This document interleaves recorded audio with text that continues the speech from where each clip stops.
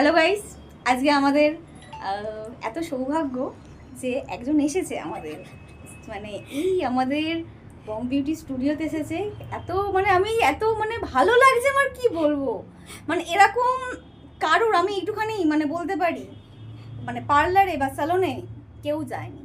এখন প্রচুর ইনফ্লুয়েন্সার যাচ্ছে প্রমোশনের জন্য। আমার এখানে প্রমোশনের জন্য কে এসেছে জানো? সাক্ষাৎ মা দুর্গা। দেখো চলে এসেছে। কি করতে এসেছে বলো তো? ওকেই জিজ্ঞেস করে। আমি স্মুথনিং করতে এসেছি। মা, তোমার স্মুথনিং করে ভালো লেগেছে? খুব সুন্দর লেগেছে। দেখে বাবা চিনতে পারবে তো? একদম প্রেমে পড়ে যাবে বাবা। দেখো আমাদের এখানে মা দুর্গা। তোমরা ভাবছো হয়তো এরম ড্রেস আপ কেন পরে সবাই আছে। পুজোতে ঘুরতে বেরোবে, ঠিক আছে? আমি আমার যেটা সাথে দেখা বলছিলাম, করতে আসবে। হ্যাঁ দেখা করতে তো অবশ্যই আমরা যাব। তো আমার কাছে আগে দেখা করতে চলে এসেছে, তো এটা আমার সৌভাগ্যের ব্যাপার। ঠিক আছে কি? তাই তো পিছনে বসে আছে এখানে, হ্যাঁ কি তাই তো? তো সেই হিসাবে হচ্ছে আমাদের অসংখ্য অসংখ্য আমরা ধন্যবাদ জানাচ্ছি আমাদের মা দুর্গা দেবীকে। আমি মাকে ধন্যবাদ জানাচ্ছি, কিন্তু খুচরো পয়সা নেই আমার কাছে। মাকে এই মা এখানে দেখো, মা রেগে গেছে।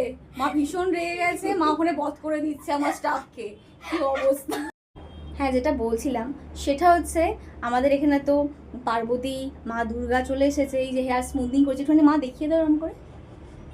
এটা আমি শিখিয়েছি মাকে, আমি এইভাবে শিখিয়ে দিয়েছি। তুমি হ্যাঁ আমাকে একটু আশীর্বাদ করো মা, যাতে আমার এটা ফুলে ফলে কি বলে ভরে ওঠে, একদম পরে ওঠে।